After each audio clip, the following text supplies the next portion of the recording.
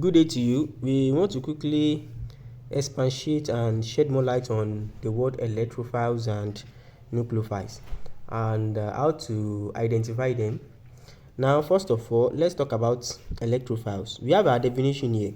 So I'll go by the definition. They said electrophiles are electron deficient species that seek out electron-rich area to form bond.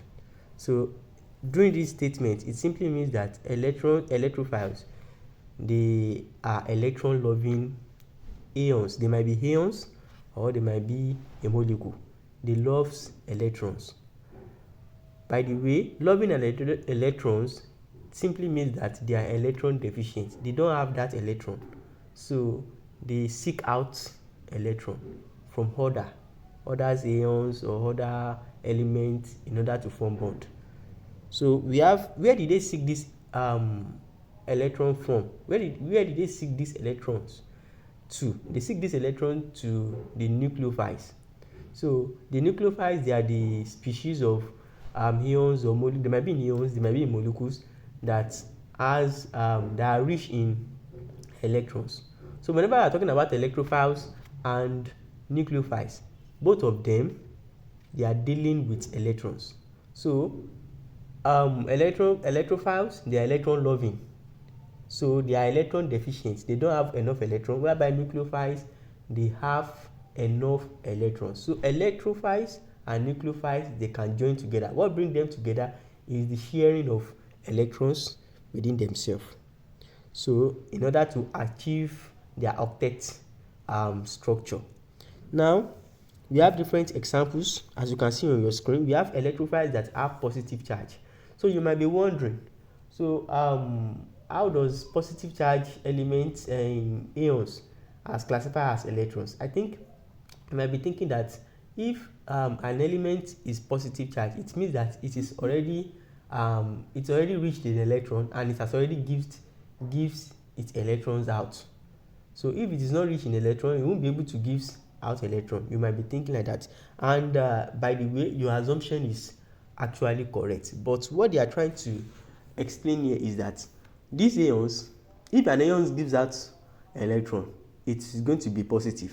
But what happens? The numbers of electrons in the total number of electrons in that element has already reduced. Therefore, making the number of proton in that element to be greater than the number of electrons in that element. Therefore, the numbers of electrons in that element is going to be reduced, making the particular element deficient of electrons. So that's what they actually mean.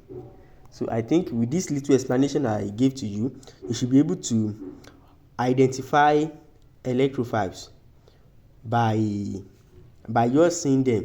When you see them with positive charge, it means that I already give out electrons, so they are electron deficient. Now another thing is when they are in molecules. So we have some examples of molecules on your screen. So those molecules, they might not carry charges. They might not carry charge. But how do we know that they are electrophiles? When you see a molecule that doesn't carry charge, how do you know that they are electrophiles? The first thing you are going to do is you will look for the principal element involved. For example, in the first example we have here under step 1, we have BF subscript 3. So our B, which is our boron, is the major element that anchors the fluorine. So if you take a look at the bromine forming bonds with fluorine, you can see that the bond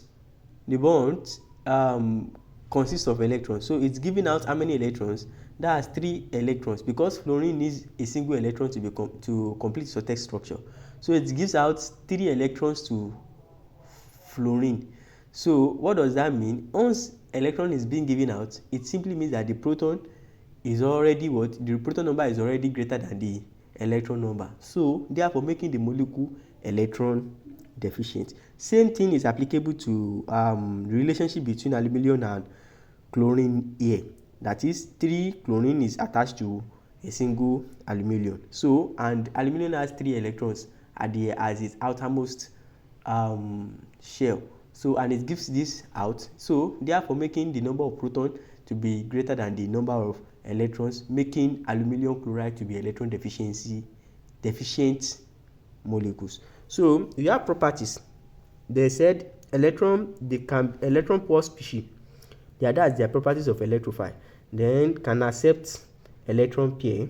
Then often act as Lewis acid. So we are going to be talking on that also. So maybe on our next video. Now we have examples of electrophilic reagents. Now we also have another thing is halogens. When halogen forms, halogen can also be electrophiles.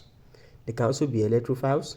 In that way, like when two molecules of halogens combine together, you know that, for example, if two elements of chlorine combine together, they form a molecule and they share the same pair of electrons between themselves.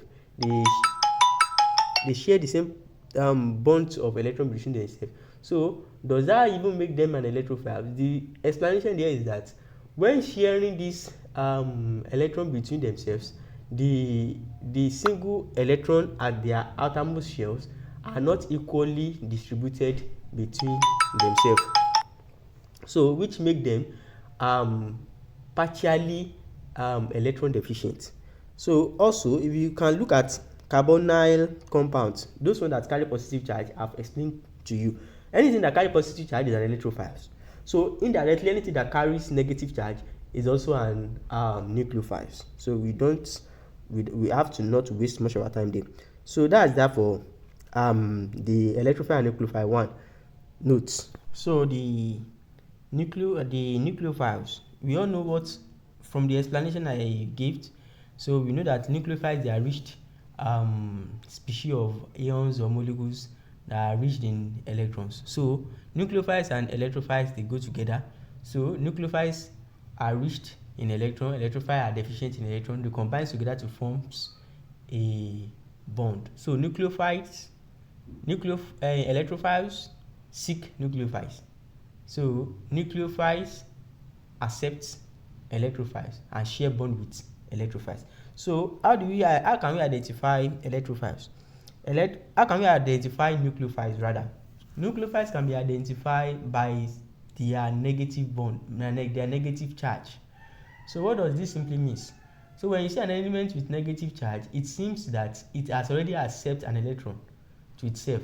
So if the electron within itself is 7 and it carries a negative charge, a single negative charge, that means it has already accepted another new electron to itself to make it 8.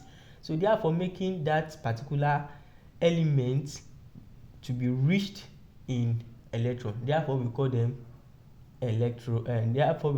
nucleophile. So and I want you to know that every nucleophile you see, majority of them are Lewis base. They act as Lewis base.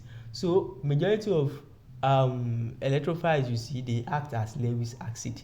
So when Lewis acid and Lewis base, they pair together, they form a bond which is known as the coordinate covalent bond. That is when electrophiles and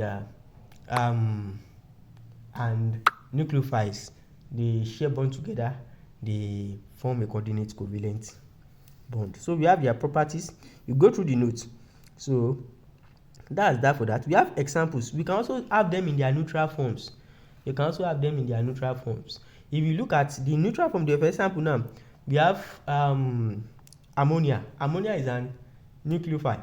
If you look at it, ammonia has how many electrons? It has, at the outermost shell, it has 5 electrons, and two out of these 5 electrons, it forms a lone pair on its own, whereby the 3 out of these electrons, they form a pair with hydrogen. This simply tells you that there is still more electron at the outermost shell of ammonia, which makes, after that one forming a bond with and the 3 remaining forming a bond with hydrogen, there are still a lone pair.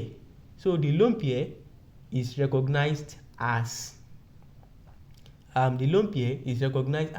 electron rich it makes the molecule to be electron-rich molecules. So therefore, considering them as nucleophiles. So we have some questions that you can just quickly take a look at for yourself. The question is on your screen. You can check them and look for the answers, study them, and get the answer yourself. Thank you.